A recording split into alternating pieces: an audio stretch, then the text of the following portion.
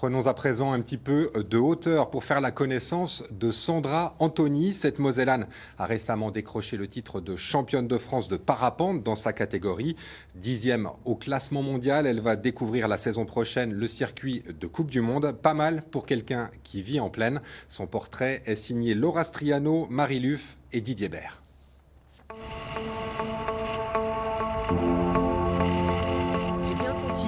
Ça fait 2 ans là maintenant que je suis ouverte, voilà, un peu comme une chrysalide qui s'ouvre et puis le papillon qui sort. Donc j'ai bien progressé et cette année ça s'est juste confirmé.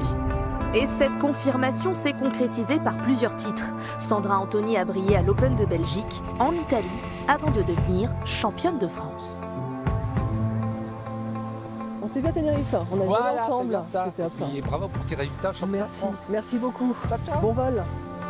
Pas de quoi être déconcentré par cette petite notoriété à l'approche du vol. On se met dans sa bulle et on se conditionne. On est déjà en train de doucement visualiser ce qu'on va faire après, se mettre dans le vol. Avec Patrick, son compagnon, ils ont cette fois choisi le Drumont dans les Vosges comme terrain de jeu. Car pour voler le plus souvent possible, ils sont obligés de faire des heures de route à la recherche de sites, de sommets loin du nord de la Moselle. C'est un sport qui demande de la patience, en tout cas surtout quand on habite en plaine. Parce que les conditions pour voler, c'est pas nous qui décidons quand on va voler. C'est les conditions qui décident aujourd'hui tu vas voler ou pas. Il y a 14 ans, l'Alsacienne d'origine s'initie au parapente. C'est une révélation. Elle enchaîne doucement les manches, déploie lentement ses ailes, sa voile de performance et se met sûrement à la compétition. Elle persévère, progresse et ça paye. Je finis 52e au général sur les 120 pilotes. Je suis 5e en voile de série, donc ce qui est pas mal. C'était beaucoup plus difficile. À la moindre erreur, on voyait le groupe avec qui on était, qui partait. Ça montre le haut niveau. Allez, bon vol. Bisous. Amuse-toi bien. Merci. Le cross est une course. Sur différentes distances, les parapentistes doivent contourner des balises. Et pour gagner, vitesse, stratégie et prise de risque sont indispensables. J'essaie de faire des objectifs à chaque fois atteignables. Parce que si on se fixe des objectifs trop hauts, on est frustré parce qu'on ne les atteint pas tout de suite. Et pour moi, le plus important, c'est de prendre du plaisir, tout le temps.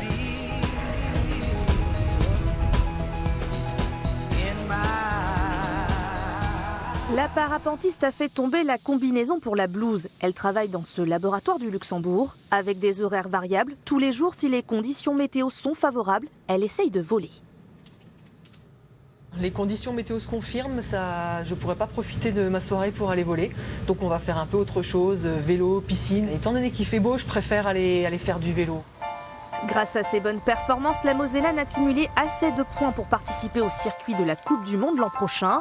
Une première pour elle, alors renforcer sa routine sportive est un objectif. Le sport améliore le mental et puis mine de rien le parapente, on a l'impression qu'on est tranquillement assis dans sa sellette. Et ben non, on est concentré surtout, donc on brûle beaucoup d'énergie avec toute la réflexion mentale que l'on fait pendant les manches et pendant le vol.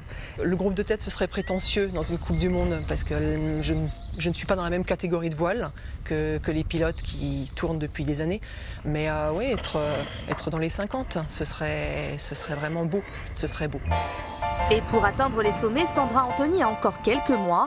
Elle devrait participer à sa première étape de Coupe du Monde en juillet 2022 en Roumanie.